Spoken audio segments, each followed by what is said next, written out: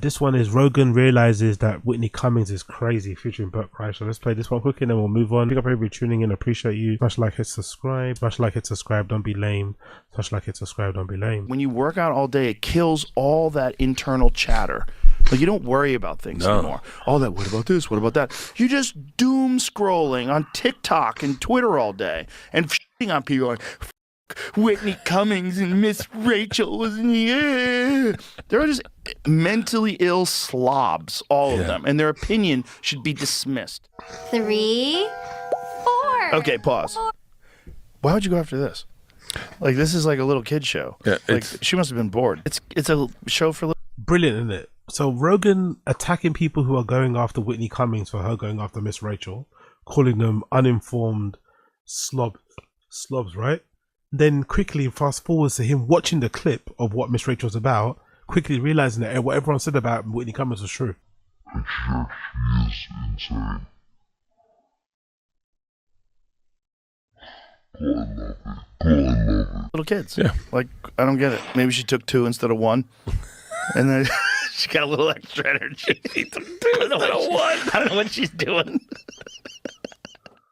Whitney Cummings just won't leave us alone. Every week it seems like there's something new, whether she's defending the Saudi government and shitting on her own fans, or calling her critics incels and then admitting that she actually does buy views, or even just the old being a comedian is hard when you're a woman because you have to be twice as funny to get half the laughs. Yep, she actually said that to Tim Dillon. Meanwhile, Nikki Glazer's out here doing her thing without any of the drama that Whitney seems to be drowning in.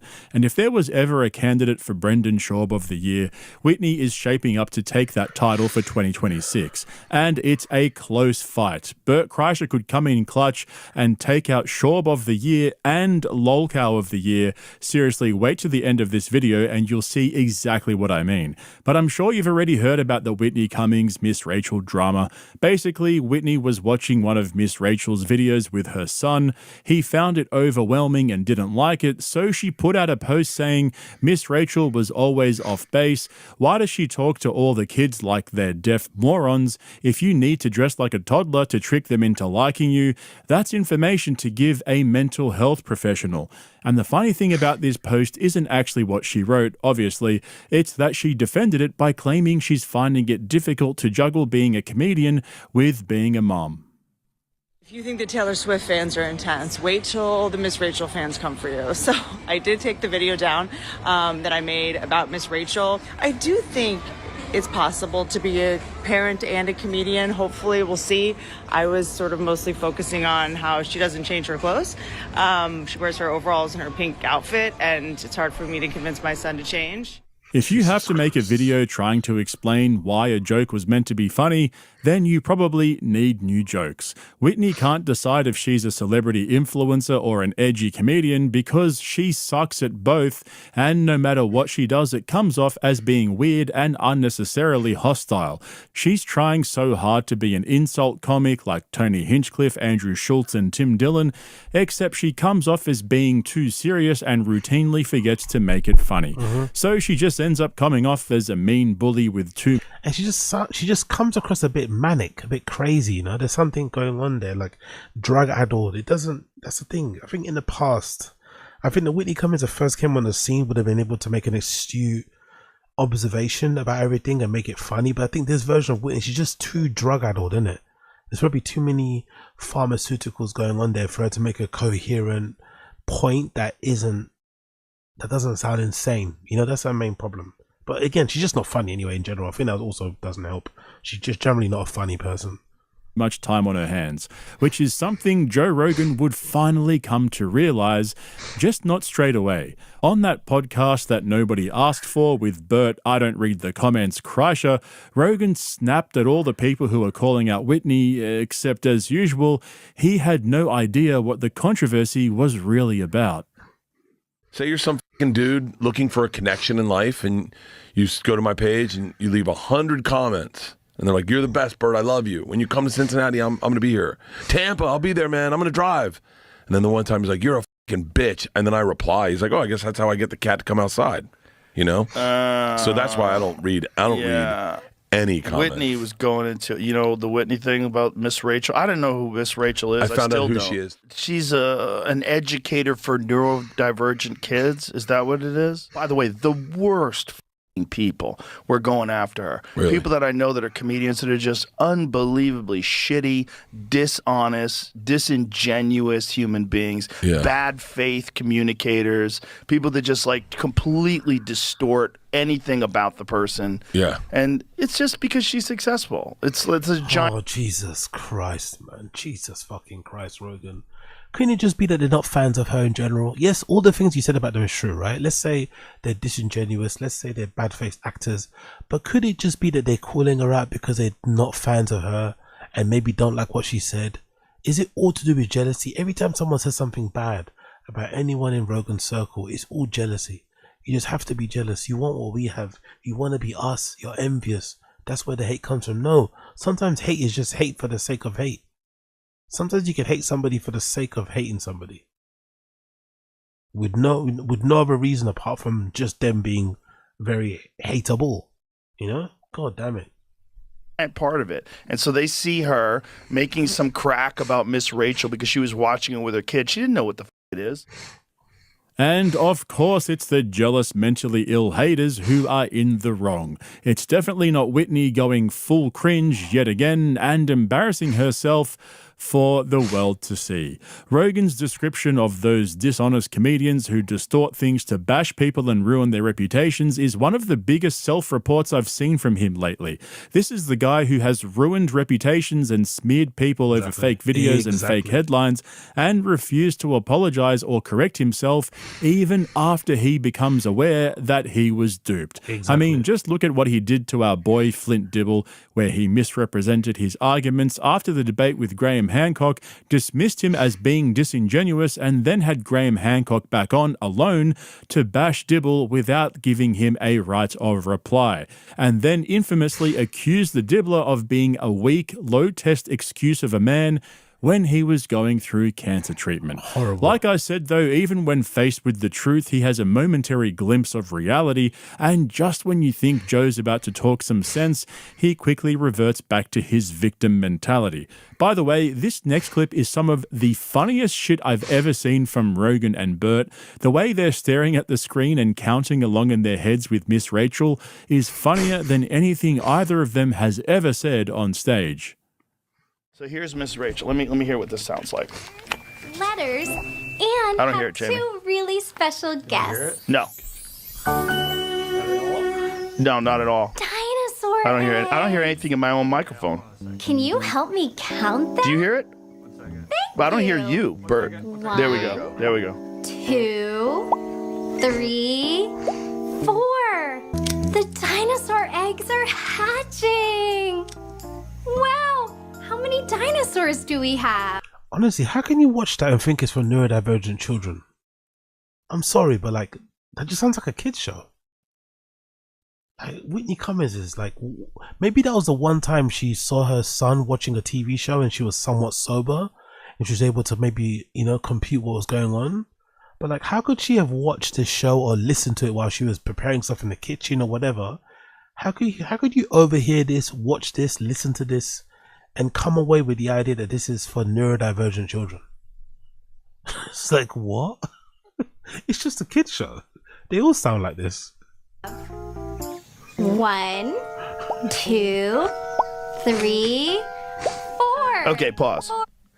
Why would you go after this? Like, this is like a little kid show. Yeah, like, she must have been bored. There's nothing different from this in Blue's Clues, in my opinion. Exactly. It's a show for little kids. Yeah. Like, I don't get it. Maybe she took 2 instead of 1.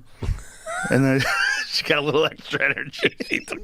But what American Redactor or who some know, what Twitch Try said was true. This is actually worse than any insult anybody else has said on the podcast, Maybe he took what, this is actually worse, way worse. I don't know what she's doing.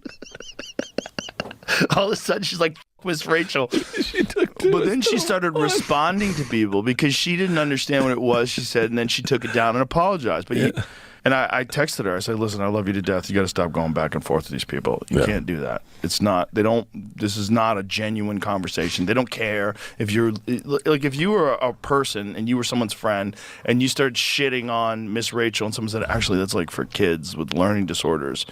And you'd be like, oh, I didn't know. Yeah. And that would be the end of it. Yeah. And then we'd laugh. But these people are not looking for a real conversation. They're just looking to destroy your life. This is so typical of Slow Joe. He sees that people are attacking Whitney on social media and she's clapping back at them, so he immediately reaches out to her to tell her not to engage with them, but never actually thought to look into what was going on or who Whitney was talking about specifically. And who the fuck decided that Exactly. It's just insane, isn't it? Really insane.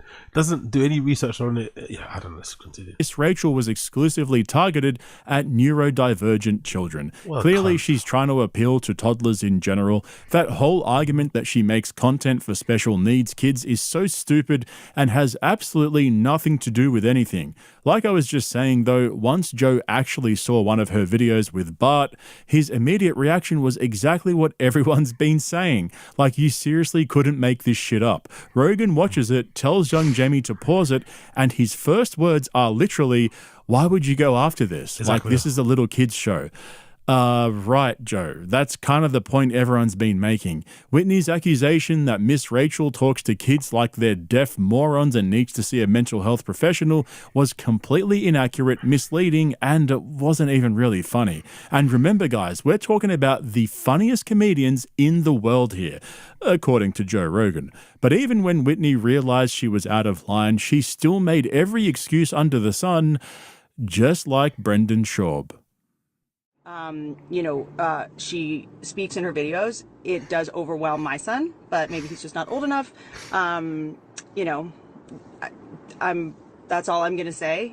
He struggles with people being in his face really loud. And sometimes when you go to the dentist or take them somewhere, people are like really loud and in children's faces and over emote in a way that might be overwhelming for some, might be super comforting for other children. So I'm navigating him and what he reacts to, and I only have the experience of raising my son, so I'm sorry if it wasn't the same experience that you guys have had. I'm just navigating being a new parent and a comedian, and I realize that a lot of these, children's heroes are such a big deal, and I'm sure to us, since we're so emotionally attached to them, and I realize if someone made fun of Thomas the Train, I'm sure I would be just as pissed as you guys are at me. So I should have done more research. I should have known more about her. I should have known more about the situation.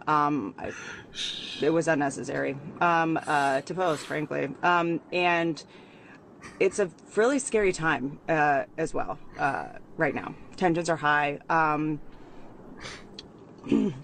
What's going on in the world is terrifying. So I apologize if I added any stress to anybody's day, or maybe being mad at me was a nice diversion from being mad at what else is going on in this country. Hold up. What in the fuck is Thomas the Train? She's got to be rage baiting with that shit.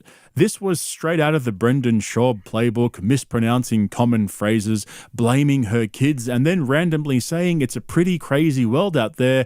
Hope it makes you feel better picking on me. Like, seriously, the only thing she missed was blaming the team. And isn't it ironic that she's accusing Miss Rachel of being overly emotive in her presentation when Whitney acts like a full-on fucking clown on her own podcast, Crackhead. her arms flailing around like a puppet while she stares into a camera, distorting her face and then looking around the room like she's escaped from Joe's asylum and doesn't know where she is or what she's meant to be doing. I'll let you watch the rest of it later. There's 4 minutes left, but she does that intellectual room scan that everyone does, isn't it? That faux intellectual room scan, right? That where you're kind of like, you look up at the heavens like you're trying to pull the words out from the ether, like that's what everyone kind of does. It's sort of like a